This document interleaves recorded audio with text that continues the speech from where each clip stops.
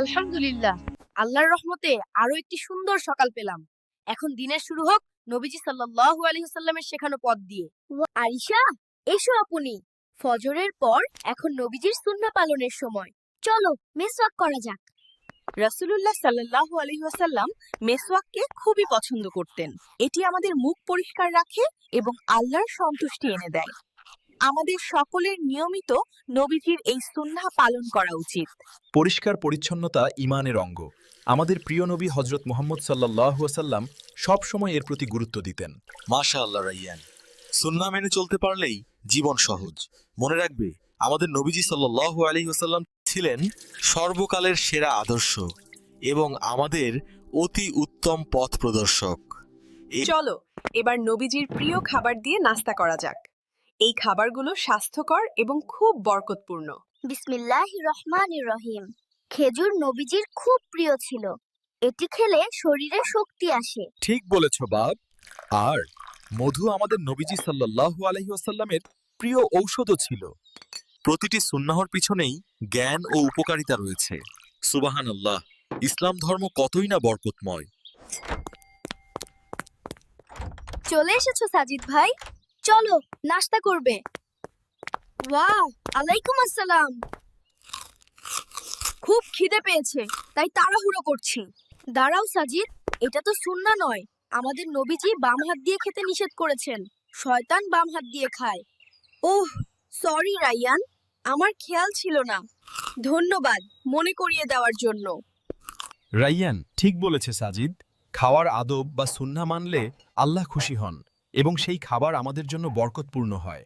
আবার নবীজি সাল্লাল্লাহু আলাইহি ওয়াসাল্লাম এটাও বলেছেন যে খাবার পড়ে গেলে তুলে নিয়ে পরিষ্কার করে খেতে। এছাড়া নবীজি আমাদের আরো শিখিয়েছেন খাবার খাওয়ার সময় মনোযোগী হওয়া এবং ধীর স্থিরভাবে খাওয়া। তাড়াহুড়ো করা সুন্নাহ নয়, এতে খাবারের অবমাননা হয়। কেননা খাবার মহান আল্লাহর পক্ষ থেকে আমাদের জন্য নিয়ামত। চলো এখন আমরা সবাই খাবার শেষে দোয়া করি, এতে করে খাবার আমাদের জন্য আরো বরকতপূর্ণ হয়। আলহামদুলিল্লাহিল্লাযী আত'আমানা ওয়া সাক্কানা ওয়া জাআলানা মিনাল মুসলিমিন।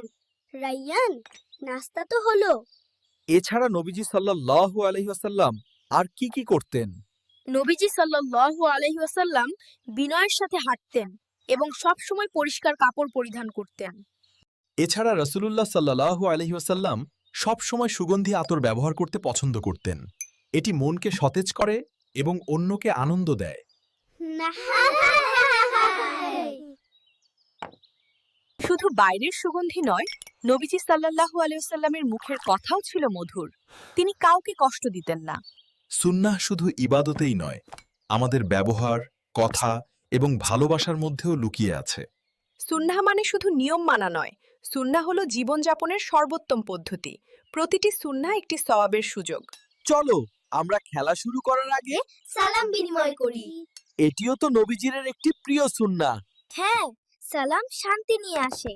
প্রিয় নবীজি আমাদের পারস্পরিক সম্পর্ক মজবুত করতে শিখিয়েছেন। আলহামদুলিল্লাহ। যখন শিশুরা আগ্রহ নিয়ে সুন্নাহ শেখে এবং মানে, তখন এর চেয়ে বড় শান্তি আর কিছু নেই।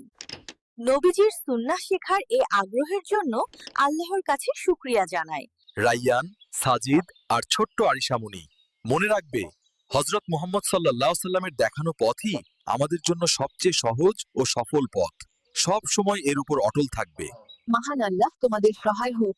ইনশাআল্লাহ আমরা সব সময় নবীজি সাল্লাল্লাহু আলাইহি ওয়াসাল্লামের সুন্নাহ মেনে চলব। প্রিয় বন্ধুরা, আপনিও আপনার দৈনন্দিন জীবনে নবীজি সাল্লাল্লাহু আলাইহি ওয়াসাল্লামের একটি সুন্নাহ অন্তর্ভুক্ত করুন। প্রতিটি ছোট সুন্নাহ আপনার জীবনকে আলোকিত করতে পারে। আল্লাহ আমাদের সকলকে তার প্রিয় হাবিবের পথ অনুসরণ করার তৌফিক দিন। মহান আল্লাহ আমাদের সকলকে কবুল করুন। আমিন।